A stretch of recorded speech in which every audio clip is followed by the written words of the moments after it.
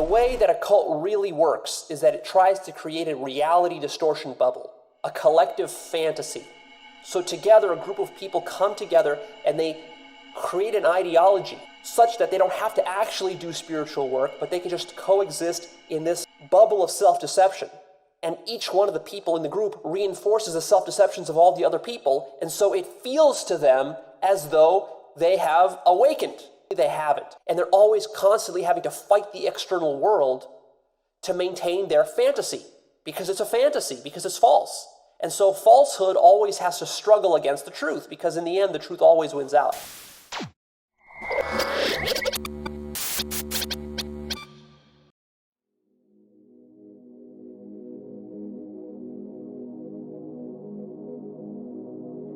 What if the fantasy worlds of science fiction were more than just fantastic tales? What if they were real?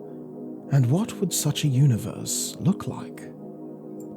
If you were to take all of the most popular sci-fi plot lines of the 20th century, laid them all out, and examined them, what would be some of the universal ingredients? Outrageous extraterrestrials, androids and AI, secret space programs, time travel, intergalactic federations, space heroes and villains, all locked in an ultimate battle between good and evil. Does that sound familiar? It is the same winning formula Hollywood filmmakers have relied on for more than half a century, drawing fans to cinemas worldwide in their millions. In fact, if you look at the all-time biggest box office hits, they are absolutely dominated by this archetype. These days, they are the only real blockbusters expected to fill seats in theaters. But this type of script is not confined to the silver screen. It's a formula that some have found a use for in the real world, and people are now asking the question, how do you determine fact from fiction? There's a shadow world war going on right now, to destroy this satanic cabal. They're abducted slaves, manufacturing plants on Mars. Everything is occurring beneath the surface. Intelligence operations are occurring from both sides. People are dying over this. There have been battles in space already. Because of this, it's going on all around us. All of us, you, me, people at home, we're all mind controlled.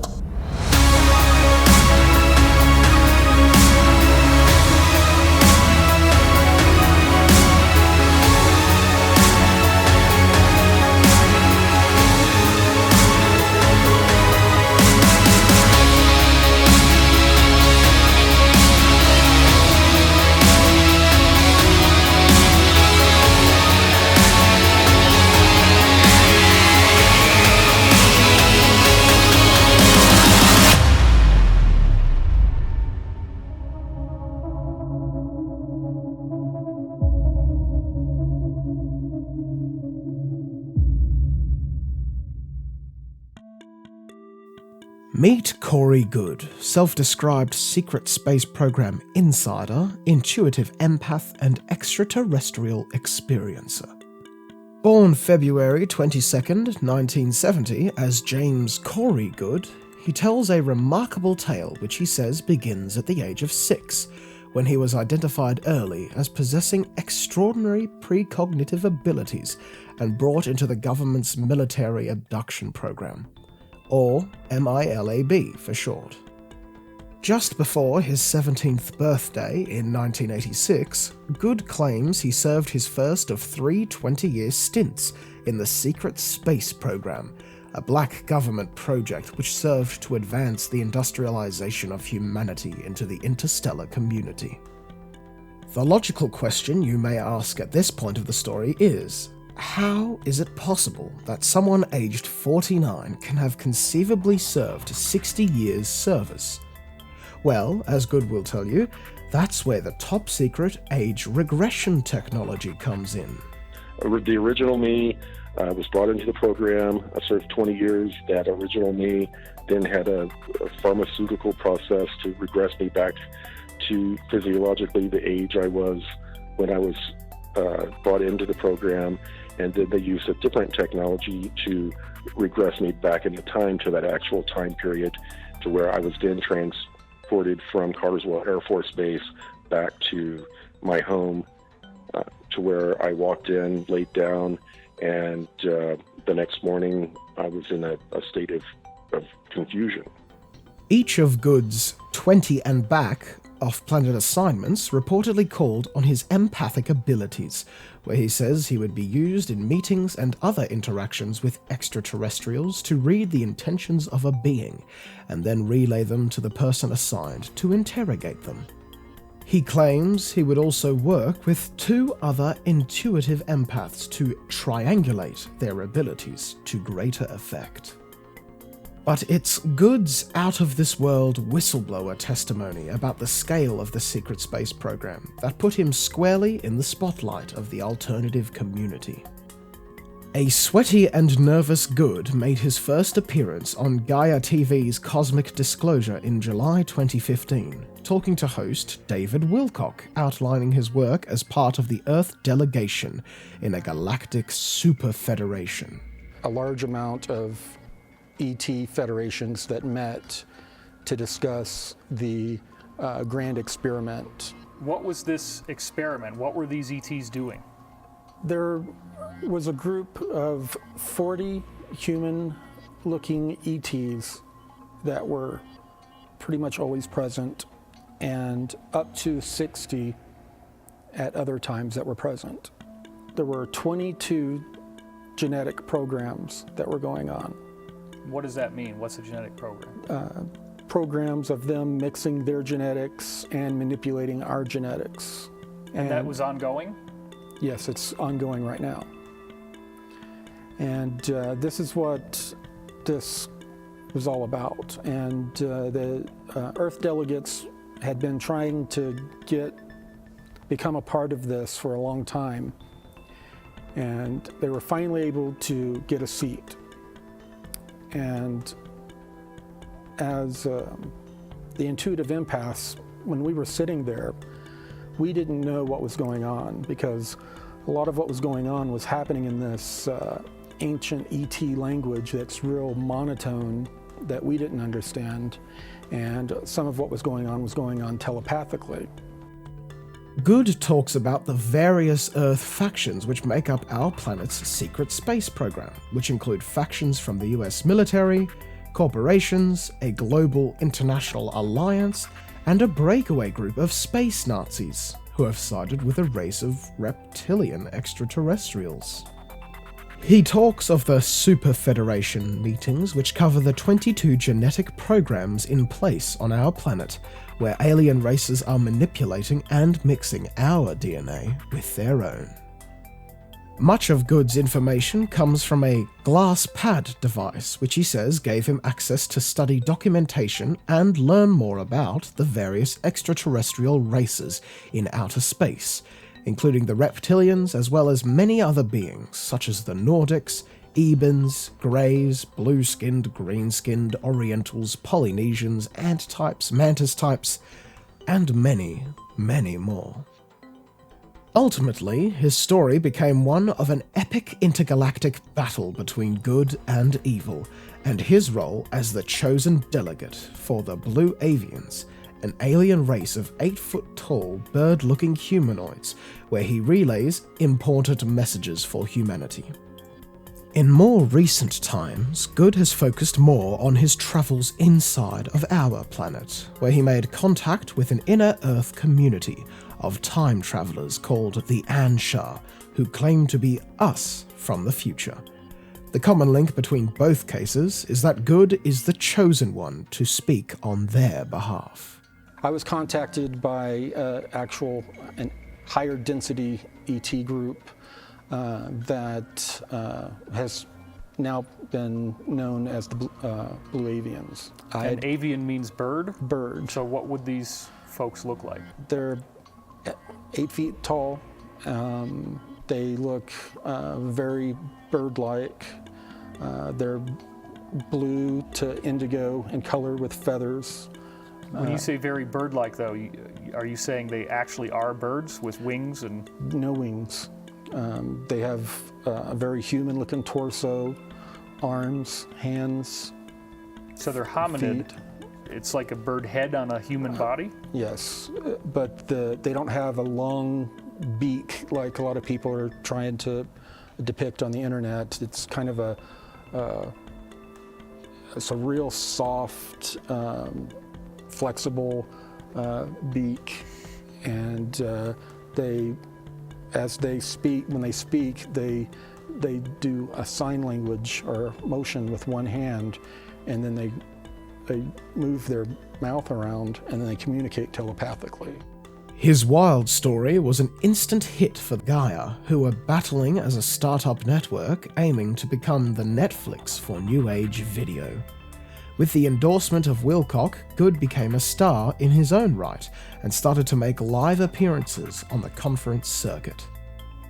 While many in the community found his claims to be a little too out of this world, Goode developed a cult-like following of believers who grew his social media profiles into the hundreds of thousands. But from day one, he had his detractors, with one of the most glaring issues being that Goode himself is the only person chosen to maintain direct contact with these extraterrestrial sources, as well as the lack of any evidence, physical or otherwise, of the fantastic universe he portrayed. The one question that comes up, not only from your true dedicated followers, but others out there, including myself, where is that one piece of hardware, like the glass pad or a photograph or a video, a cell phone camera shot, your wife taking a picture of you flying away in the back, that one thing that would blow the doors off of all of this? When can we expect something like that? I don't know that we're going to have anything like that when it comes to, to my testimony. We have the whole point of these programs is to make sure you don't have any evidence, to make sure all you have is just an interesting story. That is the way that's how the programs work. Now, setting up cameras, there's been times to where I set up a camera and a meeting won't occur because they didn't want me to record them. There have been times I've set up a camera, fresh battery, and all of a sudden I'll go out and after an encounter, and the battery's completely empty and there's nothing on the card. It's like something remotely drained the battery. So many times when the blue spheres have come into the house, I'm basically bouncing my wife off the bed, trying to wake her up, and she will not come out of the sleep. For many skeptical of Goode, the question wasn't whether his story was in fact true or false. The real question was, did he consciously make up his story with the intent to deceive, or does he actually believe his far-fetched tale? Some would even suggest greater conspiracy theories of Goode being a disinformation agent sent by the government to infiltrate the UFOlogy community. By far the biggest insight into the mind of Goode comes from his producer at Gaia on the Cosmic Disclosure Show, Jay Widener. He paints the picture of Goode as a rather wooden character who he helps form into a believable personality.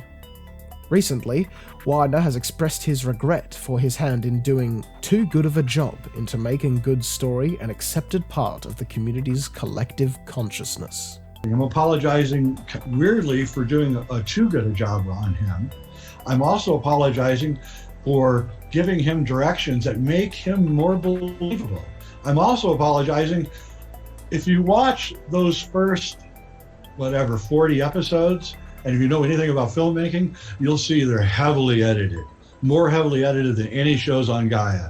And you have to ask yourself why that is. That's my editing crew trying to make Cory look good and cutting out a lot of stuff that he and David were saying that really did not make them look very good.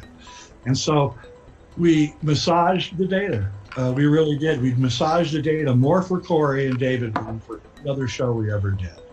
And I had no idea, first off, that it was going to be such a hit. Number two, because I don't think Cory has any charisma at all, and I think David's a blabbermouth. So I don't really think the two of them are actually all that interesting to begin with. But Cory, I had no idea. If I had known that a person that I helped to create, a persona that I helped a lot to create, would then turn that into a cult that seeks to hurt people, that seeks to damage people's lives and reputations like yours and mine, I would have quit the job at that point. I'm just going to say this right now because I want to clear the air on this one too, and I really don't mean to get Emery Smith in any trouble, but Emery Smith told me and several other people that David Wilcock told him in late 2018 that he and Cory had been making it all up for at least a year to a year and a half. I say to you, to everybody, if they're going to make it up in all of 2018, then they're making it up for 2017, 2016, 2015. That's how I feel. Once lied to, they're always going to lie to you. Why are you making it up, right? You're making it up because you haven't got anything. It's so obvious now in retrospect. So it was a carefully contrived con by Cory and possibly David to get Gaia to hire him so that he could become a cult leader. And like Pinocchio, the marionette who dreamed of one day being a real boy, many of Goode's fans are forming their own conclusion that perhaps now any of his lies are all too obvious. It's a tension that has certainly been a bombshell within Goode's own fan base, leading to a sense of real division between Goode, Wilcock, and other leading voices in the community. And it all came to a head-in-hand incident, now infamously known as Doxxgate, which saw a private Facebook group between Goode and many of his closest supporters allegedly colluding to dox and discredit others in the community. Screenshots of the group chats were published that showed how Goode's team were organising fake accounts and assigning targets to doxing and trolling campaigns, in which an army of Goode's supporters would amplify. What Doxxgate essentially is that it was suggested through the work of and research of guys like myself, Joe from the Carolinas, and Unirock, that Cory Goode, as a matter of course and policy, would direct his fans, the members of his organization, to put it in darker terms, his cult members, to systematically attack, dox, and harass his adversaries, doing so in a way that would prevent culpability from possibly inuring to himself. I was contacted by an individual who has since come forward who told me, and in discussion revealed to me, that while as a member of a closed Sphere Being Alliance associated Facebook group, specifically I believe it's the Above Majestic Business Group, she witnessed the beginnings of the doxing campaign, though she never participated. Because she saw what these people were capable of, and because she feared that what was going to happen to other people might happen to her, as a method and prophylactic measure, and I don't want to put words in her mouth, she could speak for herself, she saved this data and information, and she testified to me that her motivations were fear-based. She had anxiety about what might happen if she became an enemy of this group because she saw what they were willing to do to other enemies of this group. The heat on Goode since hasn't stopped, with the spotlight now shone brightly on his intentions and even his origins within the community. Goode has used this opportunity to condemn his detractors, labeling them as a dark alliance. He has since called on the community to come together and, despite difference in ideologies, join hands and sing Kumbaya around the cosmic campfire. But Goode's more skeptical critics have taken all of the information, his testimony, sources, and evidence, and come up with their own theories on why Goode may not be the genuine article he portrays. One point raised by observer and predictive linguistic expert Cliff High is that perhaps Goode even tailored his Hollywood-style narrative to fit a target audience. Because look what Cory did at the larger macro level. One of the things I do is I give my pareidolia free rein and explore patterns wherever I think I can see them. Here is a pattern at a macro level, and I do this because of software engineering and looking for design patterns that can make things more efficient. But here's Cory at a macro level, intentionally setting out with his data mining of Project Avalon to be able to mirror David Wilcock's belief system and to know all of the appropriate words, to be able to feed it back to him, to get him hooked on this interrelationship to be able to promote. So, That is exactly right. That is exactly what he did. And then he did it to me, because then he found out that Jay Widener was David's producer, and then he started going in on me. Respected UFO researcher and author Richard Dolan has also been a strong critic of Goode's story, casting doubt over its authenticity and its parallels with scripts designed for blockbuster films. And so, the question must be asked. Is there any evidence to suggest that Goode could have displayed any signs of ill intent? A growing number of people believe there is.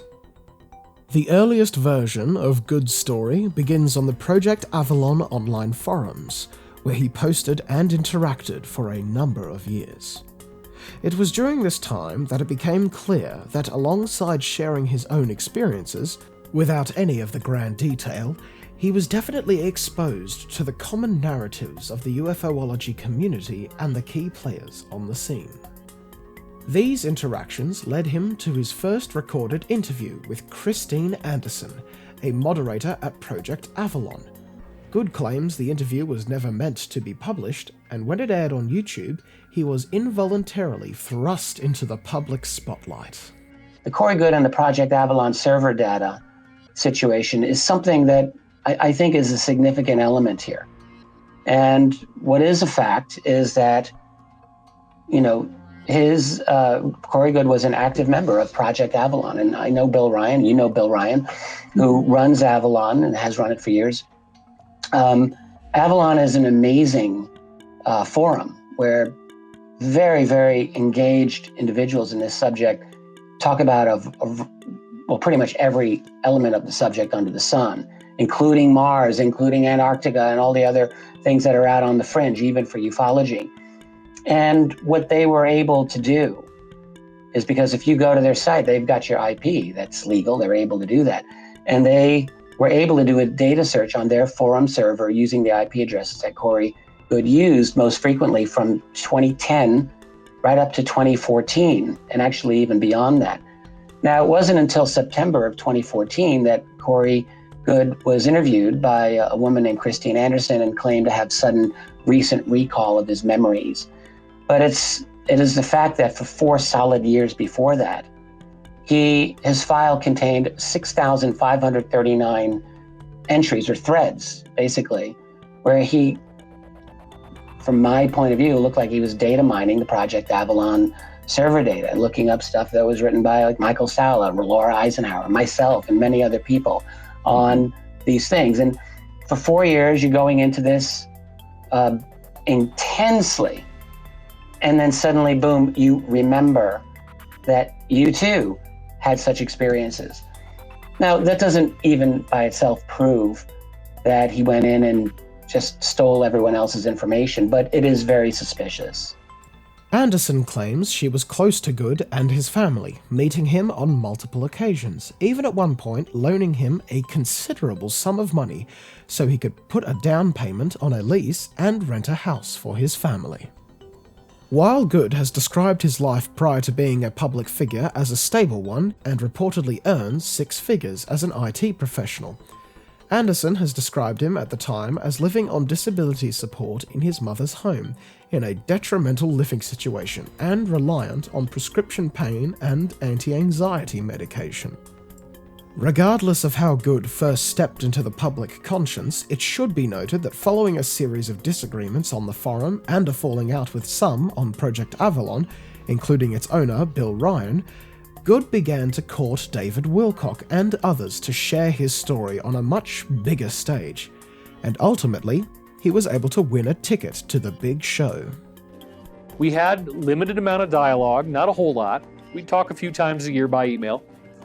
But he didn't ever really tell me what he knew, what he had remembered.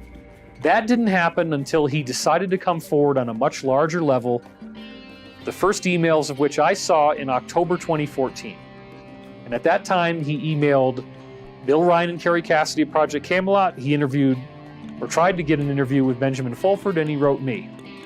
Now, I have to admit, when I first got these emails from Cory Goode, I didn't know what to think about this dude, and I kind of just held back.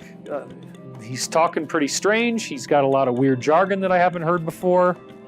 Let me just watch for a while, see what this guy's up to, see where this is going. I'm not going to make any sudden moves. So he did first interview with Project Camelot. Benjamin Fulford didn't really take the invitation. And I started to see him writing various things in discussion forums, him making various posts. And it was after reading this in more depth that I started to see, oh my gosh, how does he know about that? How does he know about that? How does he know about this? Where did he get that from? Nobody's ever said this publicly before. Where did that come from? How did he get this? That's when I got excited. I wrote him and I said, dude, we need to talk. While Goode publicly calls for unity, privately more details can be gleaned about his intentions, such as his trademarking of terms commonly used by many in the UFOlogy community, such as the secret space program, and even saw protest from Marvel Studios over the trademark for the Return of the Guardians, a graphic novel based on his life and testimony.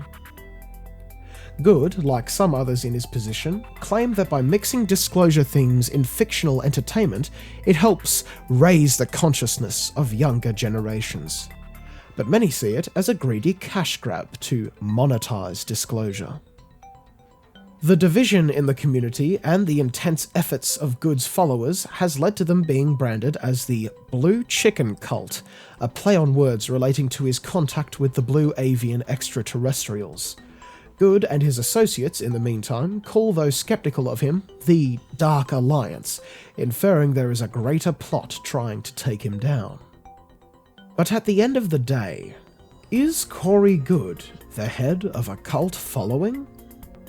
Well, who better to answer that question than the person who spent 18-hour days, day in, day out, with Goode on the set of Cosmic Disclosure? Is it your opinion that this is a cult, full-on cult? Very dangerous cult. Very dangerous Not just a cult, a very dangerous cult. We're going to get into it in other episodes, but Cory clearly threatened the lives of people who are against his cult, and he's actually told his group to carry out threats to destroy people, good people too. It's a fact of the human condition that most people want to believe in something, to be part of something bigger than just themselves.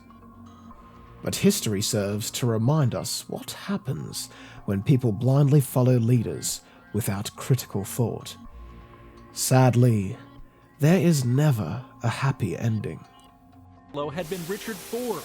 After going through a divorce, he felt lost and was looking for a spiritual path. They intrigued me in a way that was like nothing else. They called themselves Heaven's Gate, a cult started in the 70s by a man named Marshall Applewhite, who later called himself Doe. And let me say that our mission here at this time is about to come to a close. Doe told his followers the earth is simply a garden to grow souls, and he could teach them how by following his strict regimen. All aspects of life were regulated, including what books they could read and what TV shows they could watch. Once the soul is developed, it's time to exit.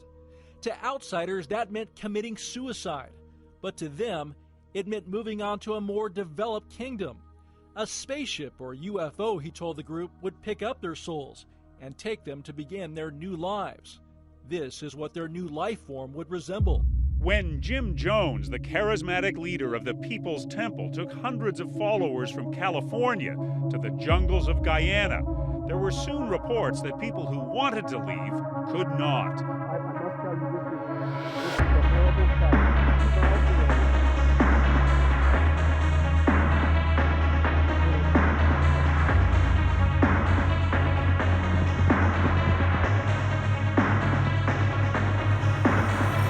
This is how cults will be started in the 21st century. Online, not probably through a brick and mortar front organization, but through an online sort of front organization. So be careful.